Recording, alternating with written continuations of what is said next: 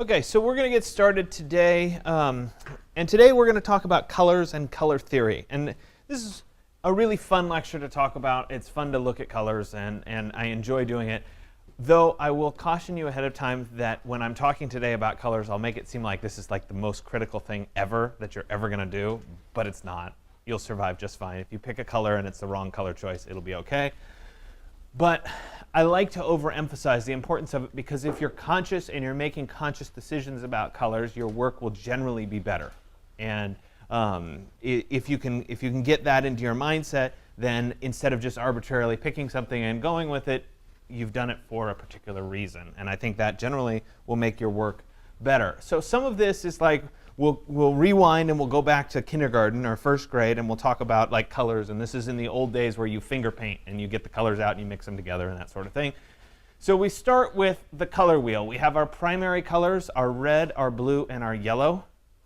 And you guys remember back to that kindergarten classroom where you had those three paints and you got to mix them together. And when you mix them together, you got these secondary colors. You mix red and yellow together, you get orange. That's why it's a secondary color. Make sense? You guys remember this? Yes? Maybe? Are you awake? Probably not quite yet. It's okay, neither am I. Tertiary colors are the middle colors. You take a primary and a secondary, and you mix those two, and you get the tertiary color. You could keep going deeper and deeper into color theory or into mixing colors, and you could get any infinite number of colors. But we're starting with kind of those basic colors. And we'll do it in the context of a color wheel because directly across from one color in the color wheel is its complement. So the complement of yellow is purple. The complement of blue is orange. The complement of red is green. It's whatever's directly opposite in that 360-degree color wheel as your complementary color. The nice thing about complementary colors is they tend to accent each other well. They go together nicely and they accent each other nicely, which is a good thing. Analogous colors, on the other hand, are colors that are very similar to each other. They're next to each other on the color wheel. And these go together nicely. They can form a nice color palette, but they tend to not accent one another. It's not an accent. Let's say you were painting your house or something.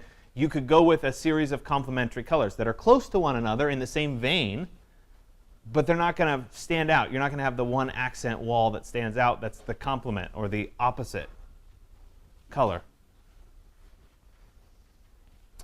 Color systems are really important, and we've talked about this a little bit in setting up the color spaces for our Illustrator files or our InDesign files. But there's two different ways that color systems work. One is an additive system, and the other is a subtractive system. So we'll start first with the red, green, blue color system. And this is light-based. So if we had light that was red, we had a light that was green, and we had a light that was blue. If we turn all three of those on together, where they intersect becomes white. So we combine those three colors together, they become white. If we combine just the green and the red together, we get yellow. So why is this important? Well, this is the type of color that is projected. So whether it's on our iPads, it's on our iPhones, it's on computer monitors, it's additive light color.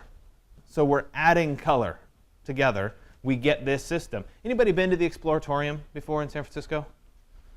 It's a fun place, right? It's fun to be a kid again.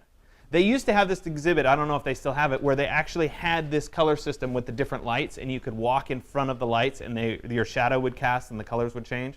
If they still have it and you go, play around with it, because it's pretty neat. This is, again, all our televisions, our phones, and all that kind of stuff. So if we're designing for this purpose, if we're designing for the web, if we're designing for something that is going to be projected using color, this is the color system we should be working in. The opposite is CMYK. This is a cyan, magenta, yellow, and key. And essentially what this is mimicking is, in the old days it was an offset press, but now it's our laser printer. We have the color laser printer in the other lab, if it works. Assuming it works for the moment. We have 4 different inks that are in it. We have a cyan ink, which is that light blue color. We have a magenta ink, or toner, I guess would be the proper term. We have a yellow toner, and we have a black toner.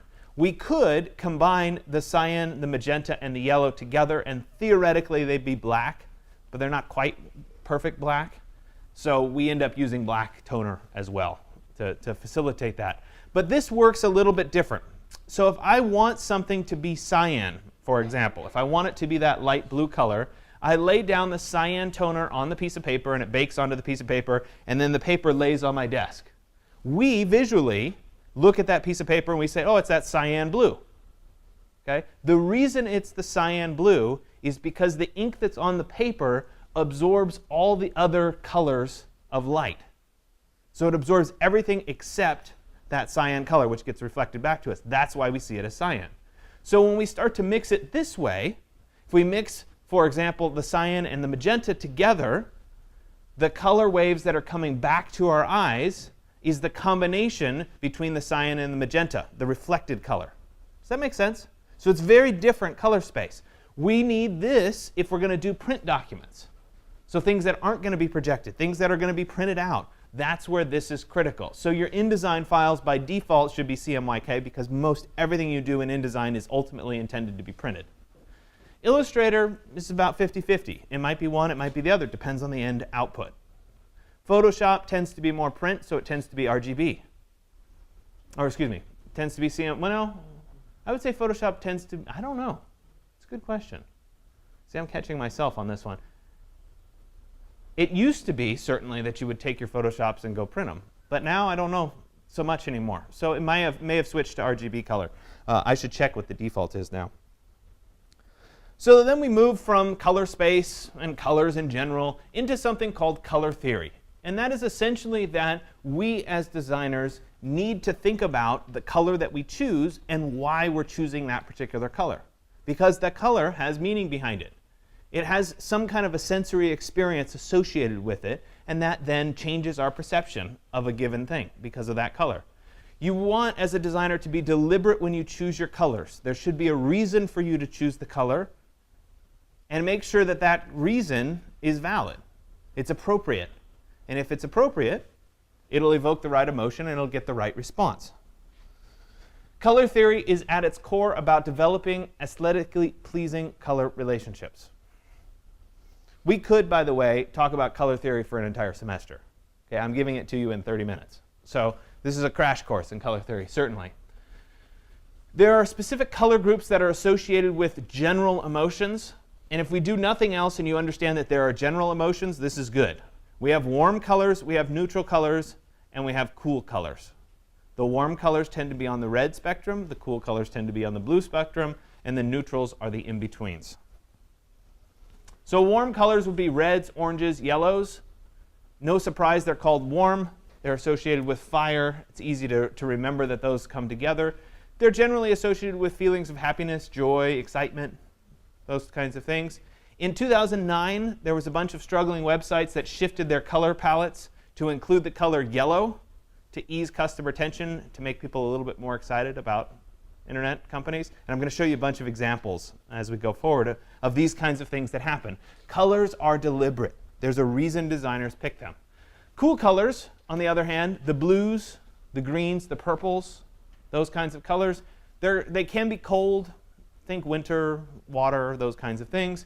But they're often used for professional, clean designs, establishment sorts of entities, big companies. They're going to use those colors a bit more. Then we have the neutral colors, the grays, the browns, the blacks, the whites. Now, of course, with any one of these, you could have a cool gray that's a little bit more blue. You could have a warm gray that's a little bit more brown or a little bit more red. Okay, so within these, of course, you can still shift into one direction or the other. But generally speaking, they're more neutral. Neutral colors shouldn't evoke too much emotion in one way or the other. That's why they're neutral. That's the point. So let's look at specific colors. So red is often symbolic of fire or power or dominance, associated with passion and or importance, stimulates energy and excitement over something particular. Negative connotations, rage, anger, right? The same kinds of things, but in a negative slant. Orange is generally associated with happiness, joy, or sunshine. Evokes childlike exuberance. Negative connotations, it's still a bit aggressive. Sometimes it's symbolic of ignorance. Yellow is generally a happy color.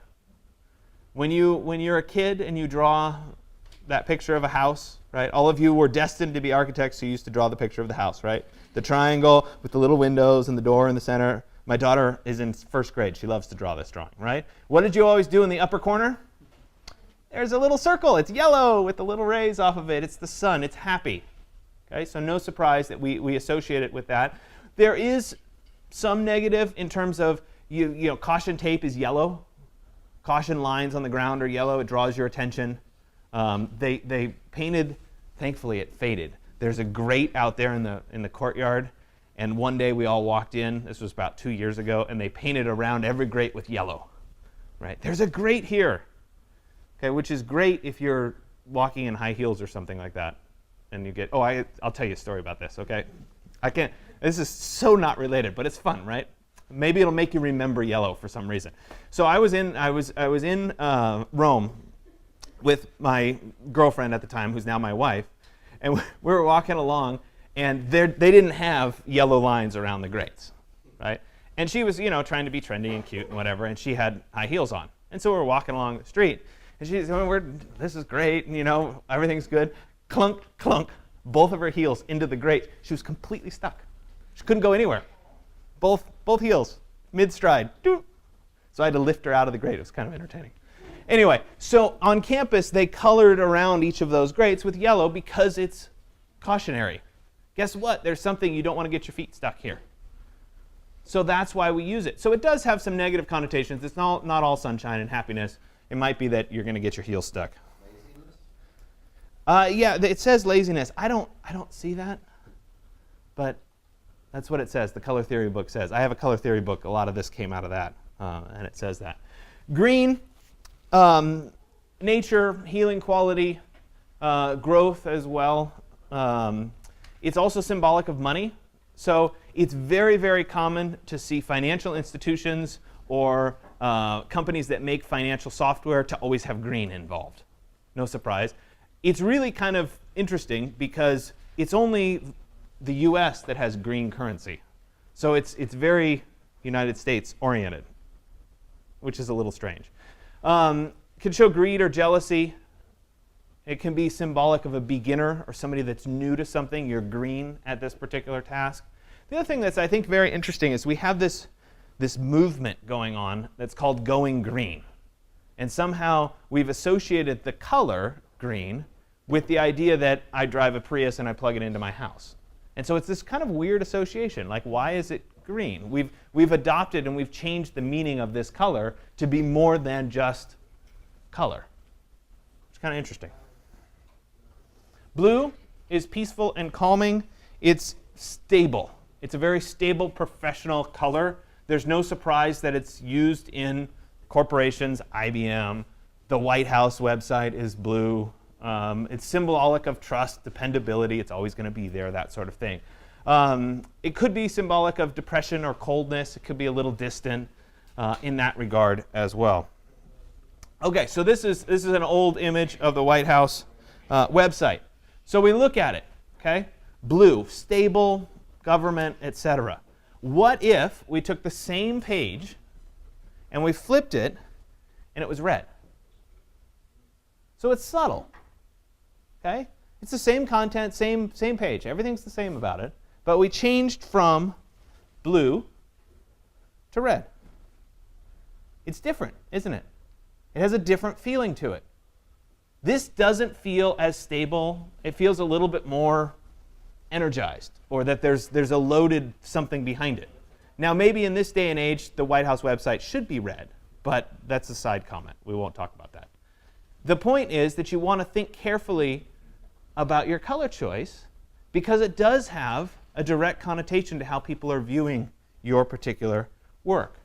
Purple is generally the color of royalty and sophistication. This goes way back to when dyes for clothing were expensive. I mean, now we can get any color we want. It doesn't make any difference, and they're all cheap. But in the old days, getting purple dye was really hard. It was really expensive to get the dye to make your purple clothes. So royalty, people that had a lot of money, would wear purple because they could afford the dye. So therefore, it became this showing of wealth and luxury. We still associate the colors with that, even though it's not as critical anymore. Can be associated with healing, feminine qualities.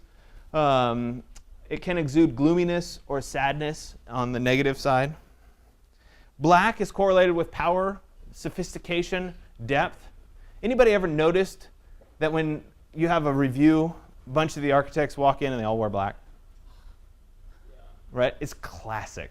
We love to wear black. Some of it is because it's neutral, and we can walk in and we can be neutral, and we're not making a big flashy color statement. But a lot of it has to do with this power thing. Like, we project this certain we're in charge. And you get indoctrinated into this designer culture, and suddenly you start to do this. It's just inherent in your nature. You're going to start wearing black. It's really funny. Like, you go into grad school, for example, and everybody shows up on the first day and they're wearing colors and whatever. By the end, you're so depressed that everybody wears black. It's also the color of grief or mourning, sorrow as well. White, symbolic of purity, innocence, shows a cleanliness and safety. White can be cold and distant. Think about the qualities of winter, snow, etc. So it can be that way as well. So research reveals that human beings make an unconscious judgment about a person, environment, or item within 90 seconds of the initial viewing of that item, and that between 62 and 90% of that assessment is based on color alone. Does that tell you that color is important? It's really important to think about what that color should be. So take a moment and just think about that. 90 seconds to make a judgment on something, and more than half of that judgment is based on just the color. Pretty crazy. So when we think about branding, we just did that lecture on logos, and we talked all about the various companies and their logos and whatever. The color of the logo matters a lot. So if we look at this chart, it's kind of a fun one because it really summarizes a bunch of the logos that are out there. It's kind of entertaining to look at, right? So the blue, we were talking about the blue, the trust, the dependability, the strength, AT&T, Dell, HP, Facebook, Walmart, Pfizer. I mean, big name companies, all in the blue. If we look at green for a second, no surprise. These are the ones you'd expect to be in there. Whole Foods. Well, I guess it should be Amazon/Whole Foods now. John Deere. Starbucks coffee. I don't know why that one's in there, right? I think this one's really interesting, the BP logo, right? So there's subtlety there. We're a big oil company, but we want that green logo to try to shift some of what we are. It's interesting. It's conscious decision. If we look out here at, say, the yellow, you can see a bunch of the companies that are trying to get into that excitement phase. And then we, of course, have the companies that are out there with every color, right? The Googles and the Microsofts, the NBCs, etc. So let's look at some case studies. These should be fun for you. At least I hope they are. Okay? Way back in time, 1996. I hope you were all born in 1996. Yeah? Maybe? Anyway, so those of you that were just youngins at that point, you don't remember that the internet was a really big deal. And you'd like connect on your computer, and it would take like 2 minutes to like and like connect.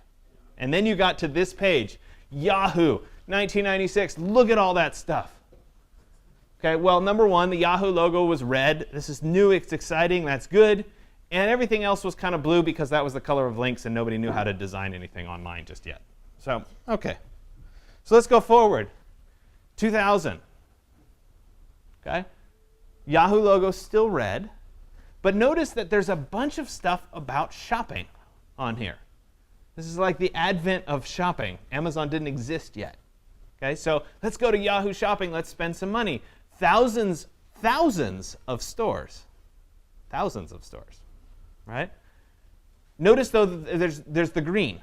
There's suddenly the influx of green as the color. We're trying to get you to spend money. Shopping makes sense. Let's go forward 3 years. Yahoo 2003. It's our first introduction in the Yahoo ecosystem to a little bit of purple. So we have a little bit of purple over there, mostly cluttered. We have the Yahoo logo still in red. They're still trying to be exciting there. Go forward a little bit further to 2005. A little bit more purple there showing up. Yahoo logo still red. Notice, though, that this is near Valentine's Day. So we have a little bit of red on the page, or a little bit of pink. Color tied to the holiday. Makes sense. So we're still at 2005. 2007, Yahoo said, wait a minute, Google's really, really popular. Maybe we should try to be like Google. So let's clean up our page and make it really simple. Nah, we didn't want to do that. 2009, logo changes from red to purple. So they're rebranding themselves in this to be, we're established. We're a little bit more sophisticated. We're the company that you should go to for your email needs because we are Yahoo. Not that anybody really did that. Well, I guess a lot of people did. But look at how much purple is on the page. Sophistication.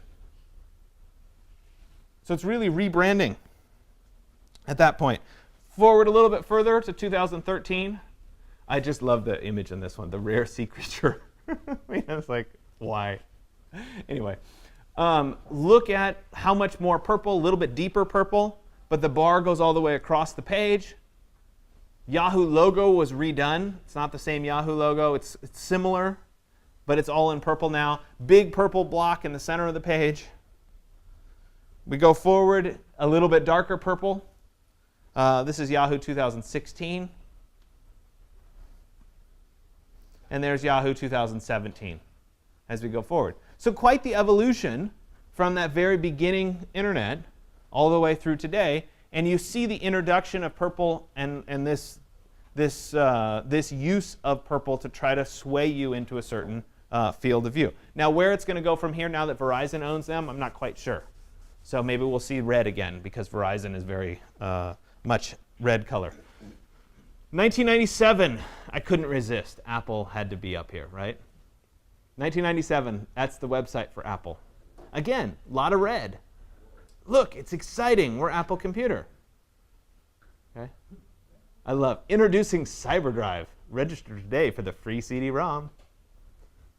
It's pretty funny. Pre-order Mac OS 8. Love it. 1998, Steve Jobs comes back, rebranded. Look at the switch from that page to this page. Big jump in a year. So not too much color. Still rather basic, not too much going on this particular page. It's hard to analyze the color too much. Then we move forward to 2000.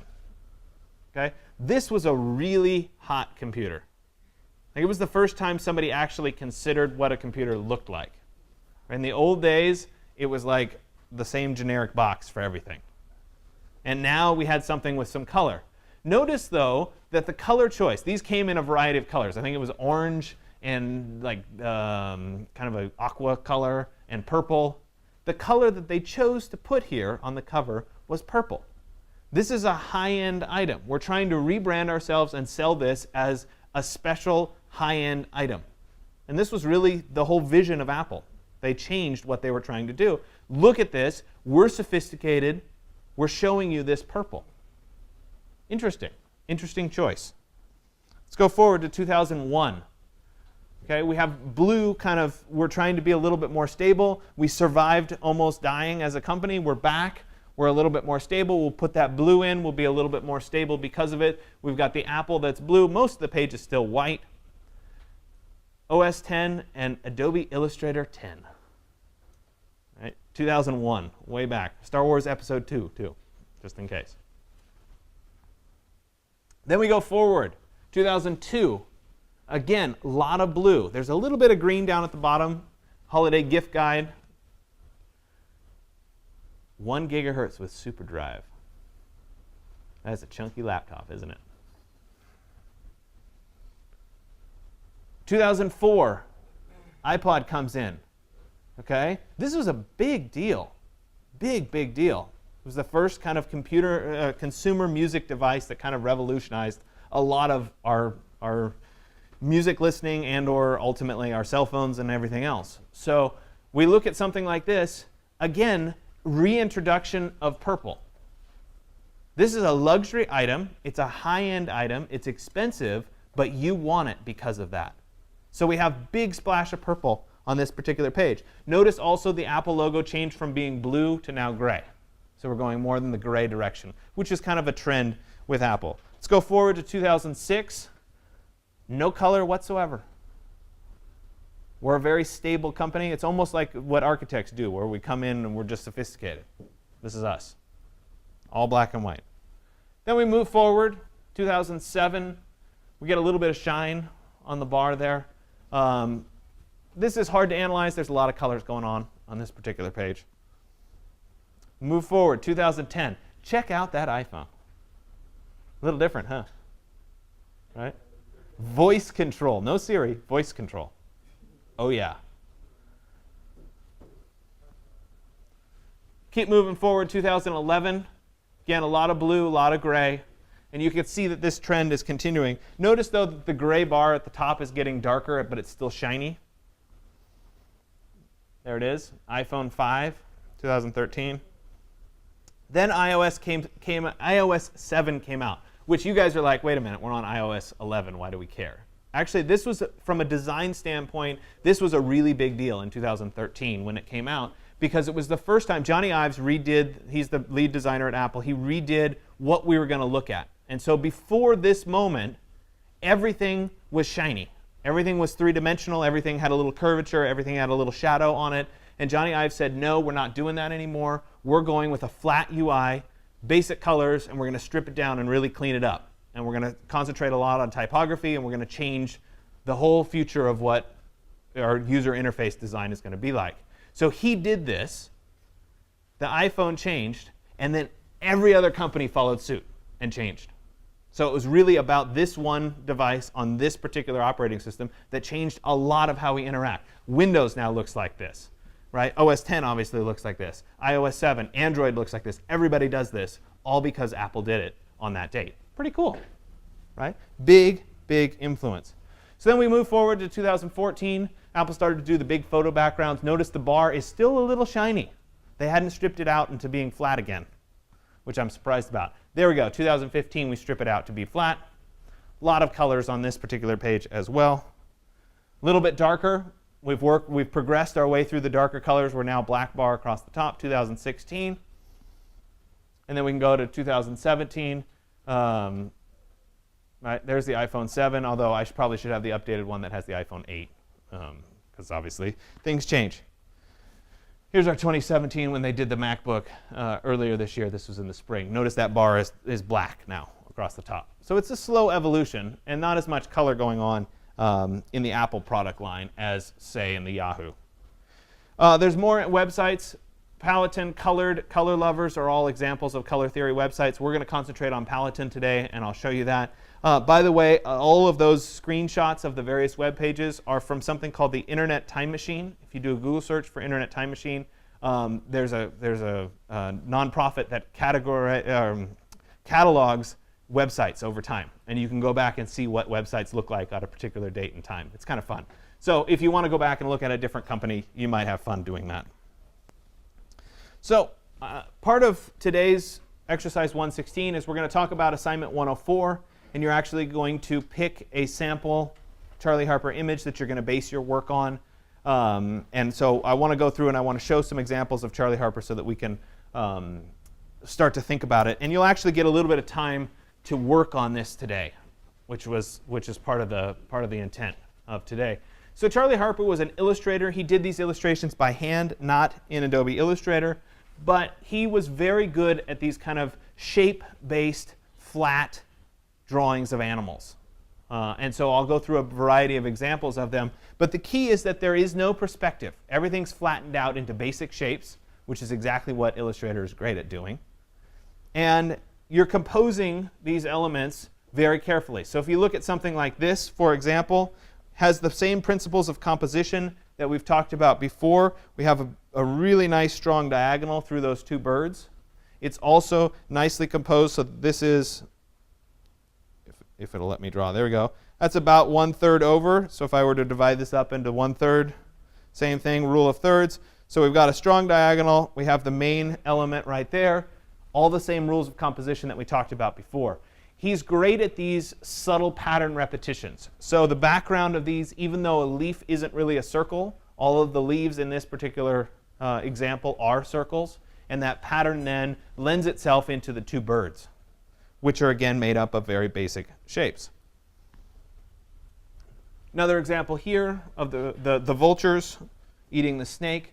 Again, repetition, 4 the same, 1 is just a reverse of the others. So it's all about that kind of repetition in his work. Notice also the color theories, though. We've got the red, we've got the green, and we've got the black.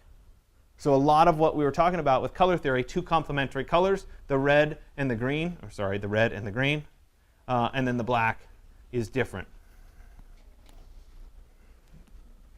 Hummingbird, he has a tendency to show things that are in motion as just outlines. So those would be your strokes. So in this case, the wings of the birds.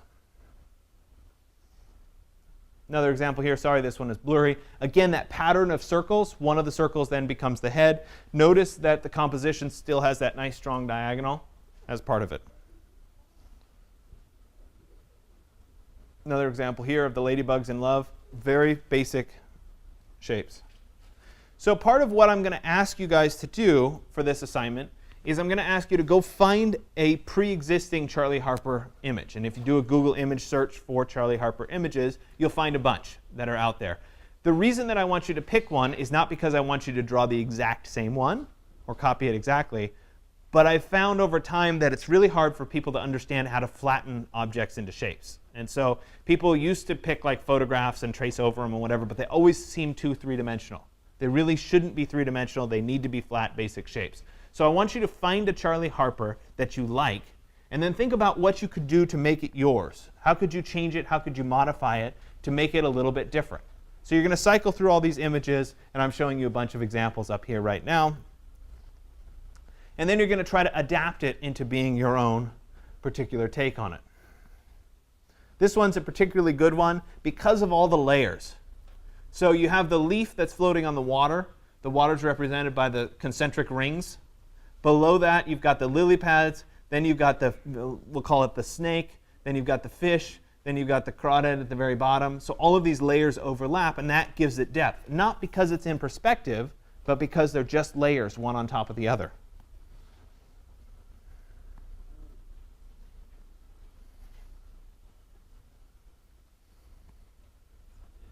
So I'm just flipping through these. There's a picture of him. So let's look at some student work, for example. Again, repetition of elements, flipping, mirroring, very common. I think this one was really well done. The strong diagonals, basic shapes.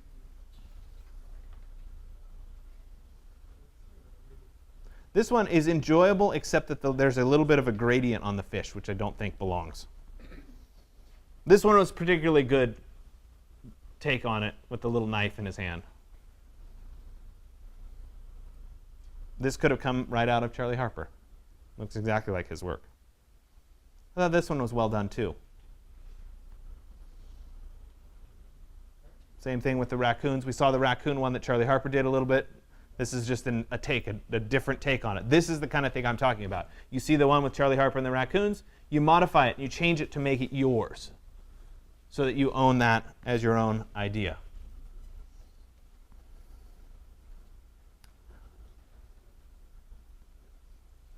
Okay, so we're going to switch now into the onto the other computer, and I'm going to talk about how do you get colors and save them so that you can use them over and over again through something called swatches. So we'll go through that, and then you'll have to go find your first Charlie Harper example image, and you'll post that. And then you'll go through and do the swatch stuff. And at the very end, you'll have some time to work on your Charlie Harper assignment, which, by the way, is due a week from Wednesday on the 18th. So you still have a week and a half to go. Okay? Which could be a good thing or a bad thing, depending on what else is going on. All right. So let me switch. Okay, so we're going to continue on. Like I said, we're going to talk about something called swatches right now, which is a way of basically saving and preserving and reusing a particular color. And you don't have to save things as a swatch. You could simply write down the color value and then reload the color value every time using that hex code or something. But it's a lot easier to just save a particular palette. If you're working with certain colors, you save that particular palette for later. So we're going to use a website today called Paleton. I'll introduce another one in part 3 called Colored. It may or may not work for you. I pulled it up this morning, and it was a little iffy on generating the colors for me. So we'll give it a shot live in a second. But before I get there, I want to go through Paleton as an example. And I think Paleton is a kind of a good way of visualizing colors. Right here in the center, we have our basic color wheel, which we've seen before, and I showed you in lecture. Obviously, opposites would be the complementary colors. But across the top here, in our first set, we have something called monochromatic, which is basically saying whatever color I pick, give me the base color, which is this one, and then give me a variant of darker and lighter shades of the same color in the same tone. And you can see those darker and lighter shades here. You can also drag and change how far apart these darker and lighter shades become as part of this. Then we can move on to the next one. And so this would be, they call it adjacent colors, but in my lecture I called it analogous colors, which essentially are 3 colors that are close together on the color wheel. So if we pick, say, red here as the primary color, we'd have some purple and we'd have some orange associated with it, and we get the resulting colors from that. Across, as we go forward, we have something called a triad, which I would refer to as a split complementary, which I think works nicely. Instead of going directly across for our complementary, we'd have a split, so it's slightly to either side of the complementary, which gives us 2 accent colors, which I think works really nicely. So essentially, as we swing the spectrum around, instead of getting the direct opposite, so for yellow, instead of getting directly to a blue, we get a little bit lighter blue, and we get one that's a little bit more purple as we slide around. And you can see that as it goes around. Remember, you can adjust how close together the color variants are as you go forward.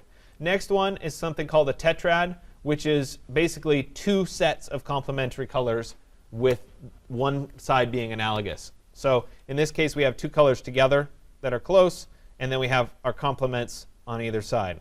So just a different way of working through and getting a particular group of colors. But if you look over here at the colors, because we're using this, they're all in the same tone. They all are the same brightness level. It's much easier to pick these colors based on something like this than to arbitrarily come up with the colors. We also have an option here at the very end where you can freestyle 4 colors. Let me see what it says. Hold Shift to move the colors individually. I can hold Shift and I can move a particular color around as we go forward. I'm going to go back to the split complementary here. And I'll pick that as my split complementary. Once I have the colors set up the way that I want, we can see them over here. And I'm going to want to tables and or export. So it's down here at the bottom. So I get my primary color, my secondary color 1, and my secondary color 2, total of 15 swatches. And it tells me here the hexadecimal value of the color. That's the first number. Then it gives me an RGB color value. So in this case, RGB 109, 133, and 144.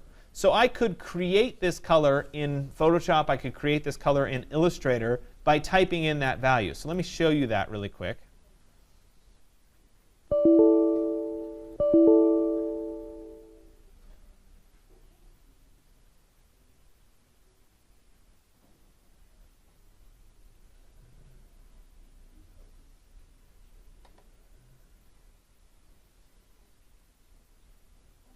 All right, so I have a box.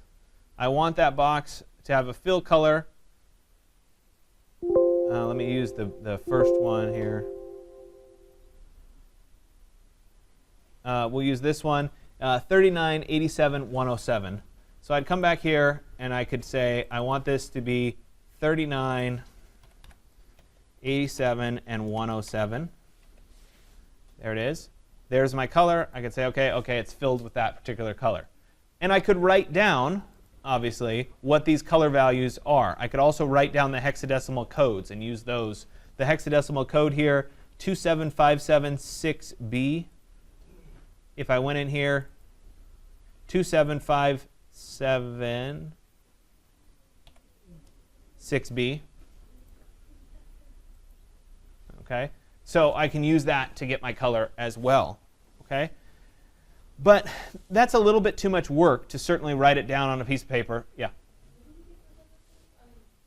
Once you have the colors set up here, you're going to click on the Tables and Export button right here. And that gives you these. So I could certainly write those down on a piece of paper, but you'd have to have a piece of paper, you have to have a pencil, etc. So the other thing that I can do is I can come on the right here to Color Swatches. And we get just the swatches with the hexadecimal value in them. But as you look down the list here, one of them is as ACO or Photoshop file. That's a Photoshop swatch file. So that's the one I want. I'm going to go ahead and download that one. And so when I click on it as ACO Photoshop, it's going to show up right here, mypalette.aco. Sorry, it's behind my head. Right? It's just a download. I'm going to show that in its folder. There it is. And I'm going to copy it to my flash drive. So let me go ahead and copy it. And I'll put it into today's folder just so that I keep it organized here. We are in 116. Let me go do a new folder for today.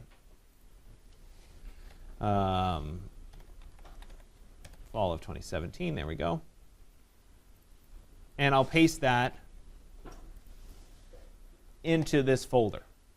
So this is a Photoshop swatch file. Now, unfortunately, Adobe hasn't quite agreed on a swatch file that works for everything. So there is what they call an Adobe Swatch Exchange file that is supposed to open in each program. That's what we're going to convert this to so that we can open it in Illustrator.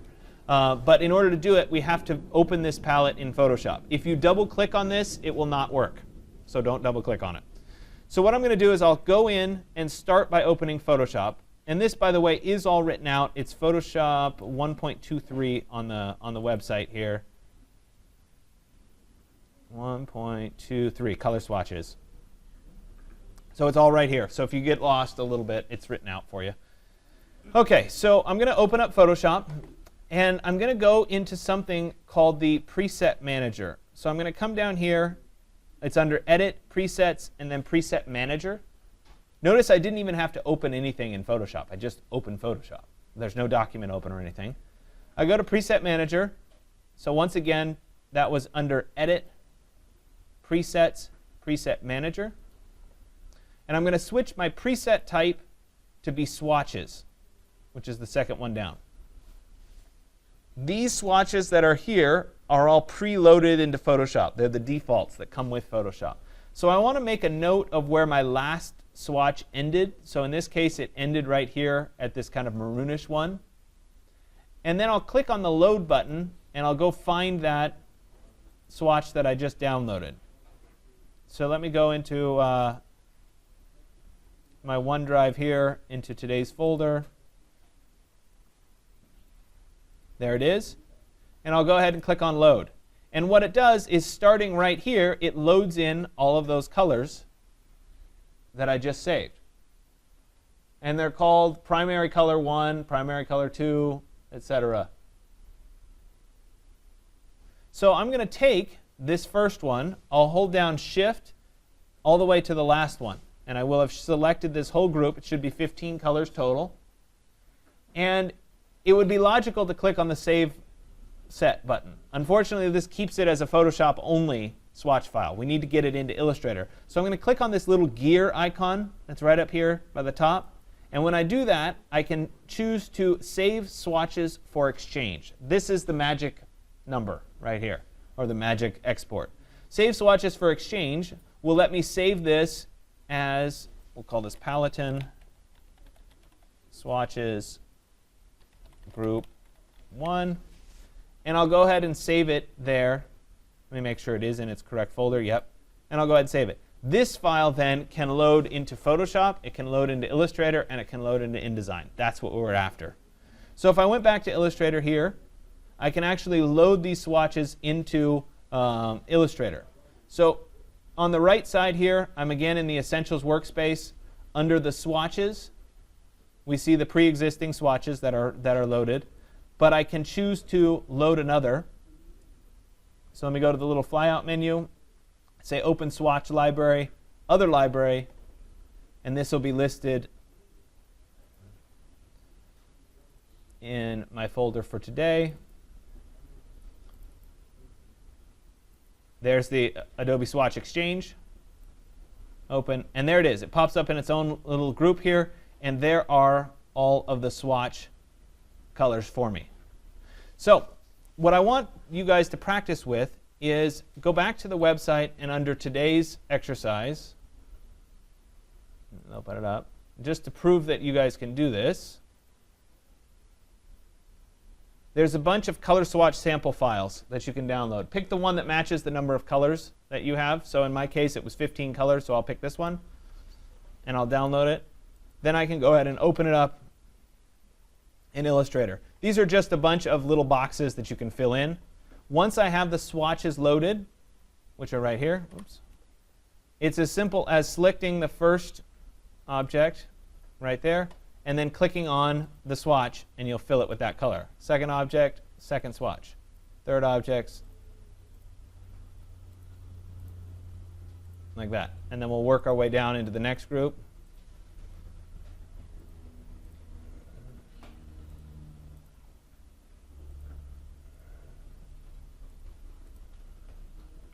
But the advantage here is that these are repeatable swatches. So I can load these swatches. Once I have these colors, I don't ever have to write down the colors. I can use them over and over again. So once you set up a swatch file, then it's very, very easy to go through and reuse these particular colors. So I'll go through my last set, like that. And then I'll export this and post it on the course website along with the Adobe Swatch Exchange file, the ASE file, just to prove that you can do this and you can set up these swatch files for work later. Okay, once you're done with that, I have in part 3 that you're going to go to colored and do something very similar. I don't know that colored is going to work, but we're going to try it. It's colored.com. And this one's, if it works, is kind of fun because you can do something called image DNA. So if you find an image that you like, it will extract the primary colors from that particular image. But we'll see if it loads for me. This is what wouldn't load this morning. It just sat here doing this.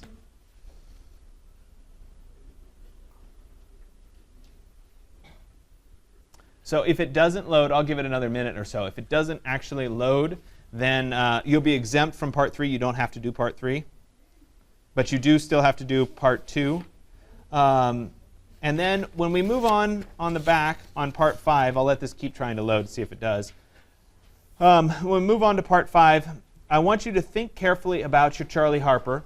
You will have already picked your sample Charlie Harper image that you're going to base your work on. And then think about the color palette that belongs with it. So what colors should you choose? What belongs together? What would complement each other nicely? If you don't just pick some arbitrary set of colors. Really think about, this set works. They go together nicely. I like that. That'll help you get started on your Charlie Harper. The next piece is to actually start drawing out your Charlie Harper. You're probably going to just want to create it using like the Pathfinder tool that we did last class. If that's not working for you, just draw it first with shapes. And we'll get to how do you fill in the shapes with different colors and stuff. There's something called Live Paint that we'll talk about next class. Okay? So really, this gives you a little bit of a jump start. You get time today to work on this, which is good. And then we'll continue with Illustrator next class. Are there any questions? It doesn't look like this is going to load. So I'm saying we'll just skip part 3 for right now. The one thing that I should point out that may be helpful for you when it comes to these swatches is that there are a bunch of swatches that I've created on the course website that can be useful for you. So if you go into resources and you come down to swatches, right here I have a bunch of Prismacolor sets of swatches that are based on the actual markers that you can do. And so I have an architectural color set of swatches. I have a landscape color set. So if you got the markers that say architectural, or if you got the markers that say landscape, there are sets. They're hard to find. You can actually work with these. I have more. I have the neutrals and the warm grays. I don't know. I need to upload them. But these ones have, for example, all of the colors. We'll let it finish downloading. that are based on the markers. So if you wanted to match your markers to what you were working on the computer, that can be really useful. Right, so here we go. Here's all the French gray colors. And you can load that. There's the swatch exchange file. You can load those into Illustrator as well. So here I can go in, open swatch library, other library, and it was in downloads this time. Hold on a second.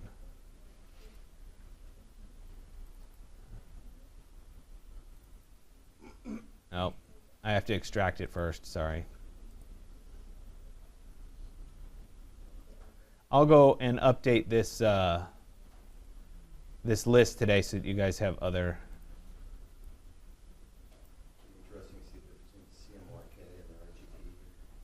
So that's the other thing. So we've talked all today about color theory and whatever. You guys have probably experienced times where you've done something on the computer and it looks great, and then you go over to the printer and it looks awful. Okay, it's a known problem. Professional print shops have something called color profiling that I've requested over and over again that we do in this class, but we don't have the equipment and they won't buy it yet. I keep trying.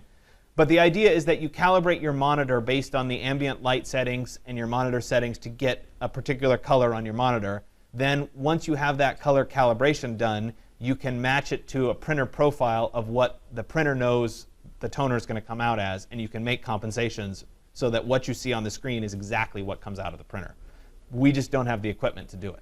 So if you want to, you can look it up and you can set it up yourself. They range, these little devices that sit on your monitor are somewhere between $100 and $500. And they'll help you calibrate and get the colors correct, and then you can use color profiles, etc. But unfortunately, it's beyond the scope of this class. So let me load in that set here. Let me go to Open Swatch Library, Other Library, and this time, hopefully, it should be right there. And there's my swatch exchange file. There's all of my grays that come with it. These are the markers. They match the French gray set in the markers. And so you can use all of those. And they're actually labeled. There's 156 gray, 157, etc. So if you really like those Prismacolor markers, this is a great way of doing virtual work instead of doing it by hand. So we'll revisit these and the marker sets a little bit more as we go forward in the class. I have some other ones that are nice because they have actual streaks in them, and you can use those streaks to color things in so it looks like you colored it by hand. So we'll revisit that. But today is really about getting started on Charlie Harper, which is the important part. Question? Yeah? That had the swatches on it? The swatches are, if you go to Resources and then Swatches, and they should be listed there. I was saying it'd be interesting to see if you printed up those the marker colors and then actually printed them and see if one was RGB, because that's going to be RGB, and then you're using the marker. Right, right, which is definitely CMYK. You would have to have the color profiling set up. For them to be perfect, you'd have to have the color profiling. But they're not bad. They're pretty close.